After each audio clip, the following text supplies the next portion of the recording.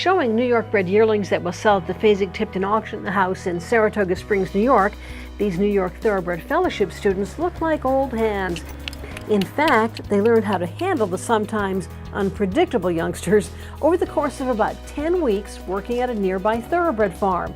Erin Hopmans admits the New York Thoroughbred Fellowship really improved her horsemanship.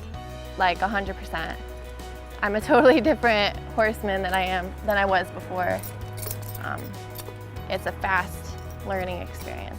Experience they hope pays dividends when they graduate. I hope to have a job.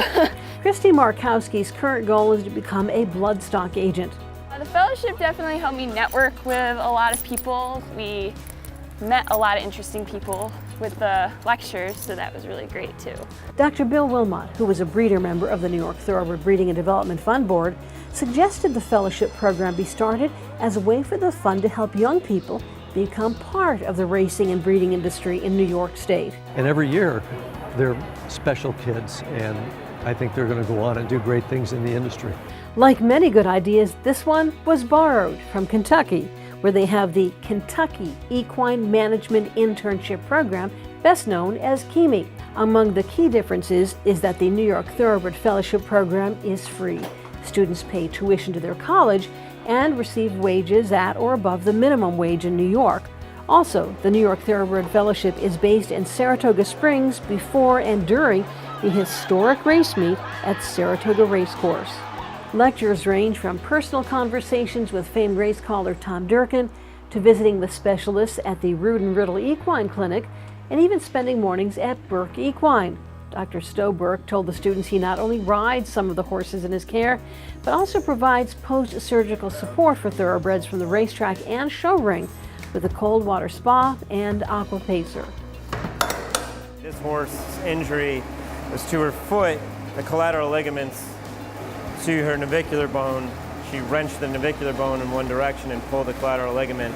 But since we've been putting her in here, she's almost all the way back to normal at this point.